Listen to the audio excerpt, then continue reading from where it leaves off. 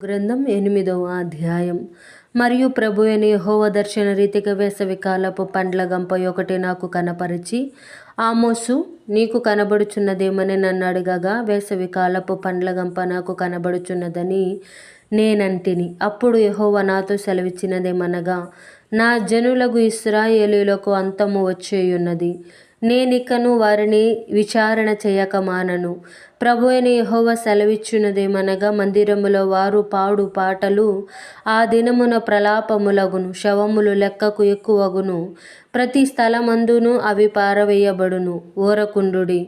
దేశమందు బీదలను మృంగివేయను, దరిద్రులను మాపివేయను కోరువారులారా, తూము చిన్నదిగాను రూపాయి ఎక్కువదిగాను చేసి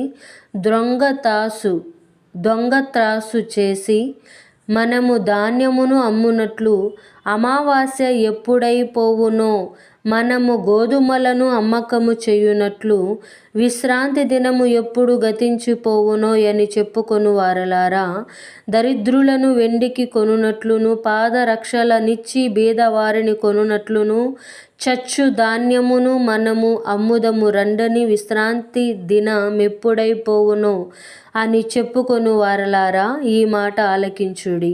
యాకోబు యొక్క అతిశయాస్పదము తోడని యెహోవా ప్రమాణము చేయునదేమనగా, వారి క్రియలను నేనెన్నడూను మరువను.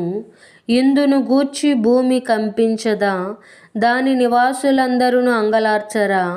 నైలు నది పొంగునట్లు భూమి అంతయు ఉబుకును. ఐగుప్తు దేశపు నైలు నది వలె అది ఉబుకును.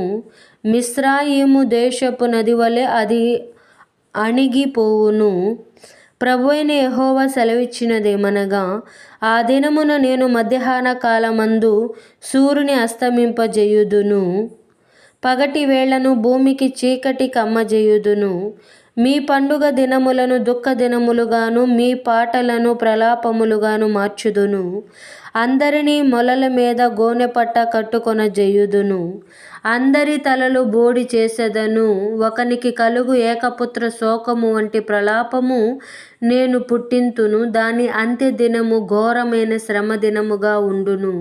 రాబోవు దినములందు దేశంలో నేను క్షమము పుట్టింతును. అది అన్నపానములు లేకపోవుట చేత కలుగు క్షమము కాక, యెహోవా మాటను వినకపోవుట వలన కలుగు క్షమముగా ఉండును. ఇదే యెహోవా వాక్కు.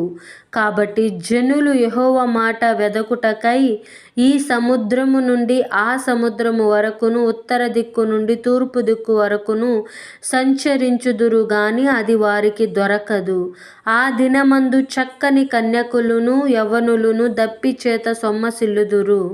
షామ్రోను యొక్క దోషమునకు కారణమగు దాని తోడనియు, దాను నీ దేవుని జీవము తోడనియు, బెయేర్షెబా మార్గ జీవము తోడనియు ప్రమాణము చేయువారు ఇకను లేవకుండా కూలుదురు.